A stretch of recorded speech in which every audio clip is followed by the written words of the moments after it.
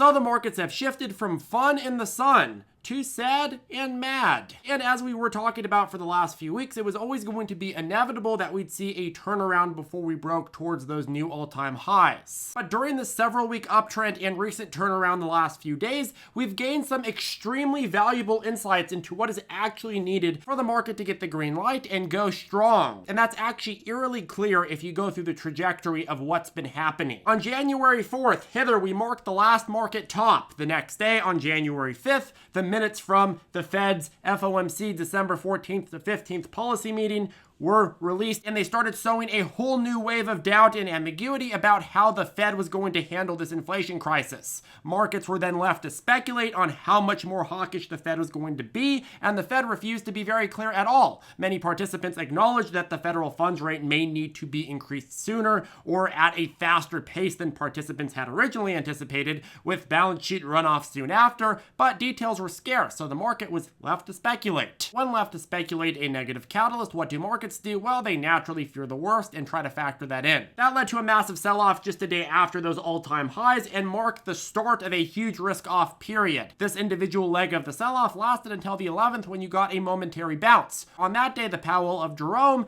gave a speech in a congressional hearing and stated confidently that the U.S. economy can withstand Fed tightening and the virus surge at that time, and his speech did settle markets for a moment, and the panicking stopped. After all, when in the past has Jerome Powell ever been wrong? Then a few days later, on the 13th, the market stopped believing him, and you got into a much more severe downtrend that would take you from the 13th all the way down to the 28th of January. During that time period, analysts dramatically hiked expectations for tightening. You had some more hot inflation reports coming out, and people were starting to expect that March was going to be that first hiking date. Then in the after hours on the 28th, we saw the next attempt at a turnaround. Stocks attempted upward into the 9th, buoyed by the start of an exciting earnings season where many of the companies that actually got bludgeoned in the beginning of the year reported huge beats. Mostly in tech because the end of 2021 finished off very strong, right? Which caused markets to stabilize a bit and then go up.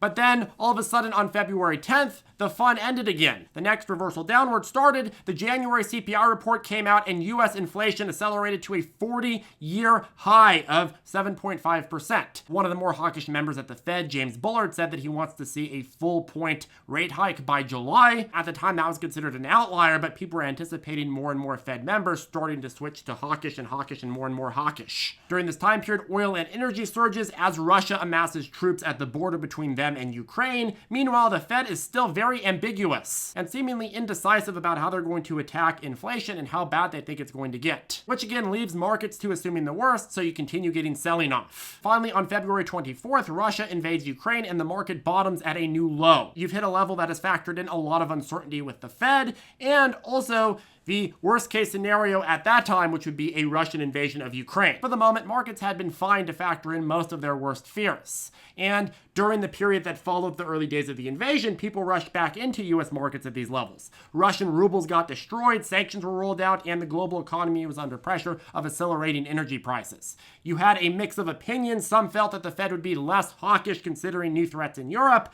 Some felt that the Fed would have to be even more hawkish. Many had felt that the Fed had lost its ability to effectively control this inflation crisis. The Sachs of Goldman put a prediction out that the Fed would hike rates 11 times by the end of 2023. And you had this weird momentary sigh of relief where markets had accepted both increased rate hikes and also accepted the early stages of the Ukraine invasion as had already been factored in. But then on March 3rd, reality started hitting as oil wasn't calming down and ended up starting to skyrocket from $100 a barrel that March beginning to $129 a barrel by March 7th. As sanctions increased and Biden banned Russian oil. Oil prices at that time end up peaking March 7th and break back below $100 before the much anticipated Fed FOMC meeting on the 15th and 16th. This allows markets to stop focusing on that and start focusing again on the Fed. Then the Fed comes out with some of its biggest announcements on March 16th and provides the first round of clear policy making that we've heard in probably 2 years. Market speculation goes down and you start hearing real decisions. The Fed makes the decision to raise rates for the first time by 1/4 of a percentage point.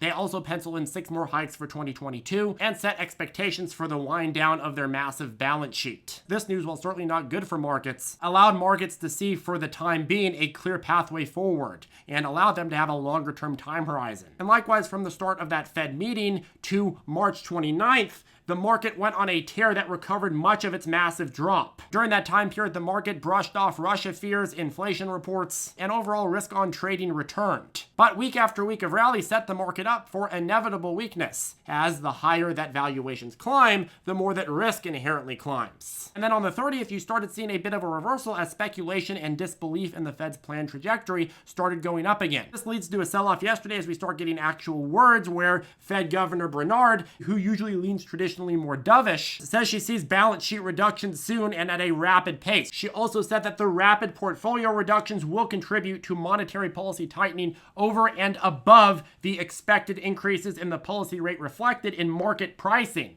and the committee's summary of economic projections. The increasingly hawkish tone from one of the biggest doves at the Fed led the markets into another round of disbelief and uncertainty over the Fed's trajectory and what they're actually going to do versus what they've said so far that they're going to do. The Fed's anticipated trajectory is literally what allowed the market to build on this massive rally, and now all of a sudden it's being called into question again, throwing the markets back into limbo. Obviously, the Fed always sets an open-ended tone where they say, oh, we're going to do this or that, and then if things get worse, we can do this. But expectations are guided by what they actually do, not what they're open to doing. Starting with a quarter-point basis hike during a multi-decade high for inflation does not exactly scream a very aggressive strategy or approach. It screams dove. But yesterday's talk from Brainard signaled something completely different. It signaled a completely changing tide of the Fed as a whole. And today we had that confirmed. You just had the minutes released from that March meeting. Minutes that revealed that the central bank was strongly considering a half-point hike instead of the quarter-point hike they went with, and implying a higher likelihood of substantially higher rate hikes in upcoming meetings. Perhaps one or more 50 basis point hikes, which means more uncertainty and more volatility trying to guess where the Fed's going to go with their policy. Pretty much the exact same risk factors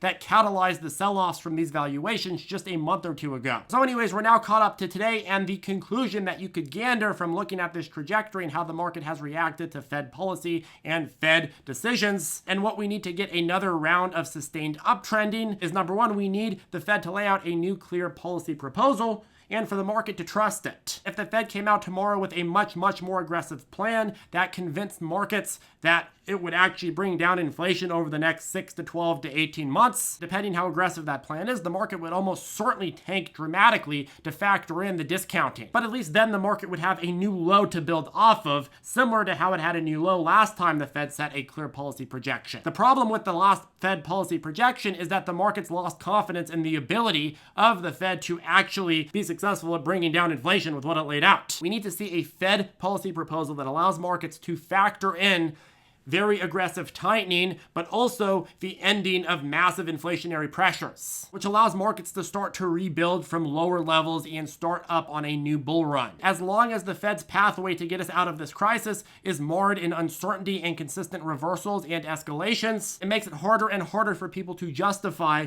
buying back into the market, because they're going to know, hey, well, just around the corner, the Fed's going to talk again, which means my whole rally that I just made 40-50% on could get bludgeoned again. At this point, I'm starting to get convinced that the only way that the Fed could really fix this problem and get the market to trust it again is to propose and pencil in something that is just aggressive enough that the market is undeniably convinced that it will bring down a lot of our inflationary problems. If the market trusts that, it can discount whatever that means for the rest of the market and valuations, then the market could start looking past inflation. Of course, I do think that you actually do need to see inflation inflict downward and show some success of the Fed, or at least of natural pressures on the supply chain, before you start really seeing a strong, super big rally. But if you want to know what is going to fix this crisis we're in, it's the Fed giving a clear policy projection and the market factoring that in and then allowing for a new rebound. A rebound that has de-risked enough where people are allowing themselves to look farther and farther out in terms of time horizon. Obviously, the trajectory of inflation is relatively uncertain right now, but if you get some more certainty from the Fed that shows, hey, we're going to preempt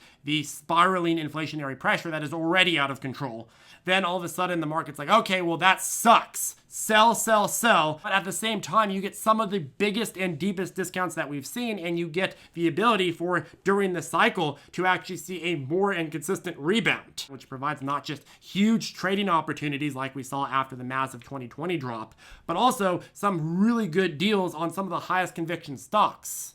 And unlike what we're dealing with right now, which is this back and forth tease, all of a sudden you could set yourself up for a continued uptrend. If the Fed and the situation causes a massive recession, well, most of the time the market factors in the recession ahead of time, and by the time you're in a recession, you get yourself set up for a massive rebound.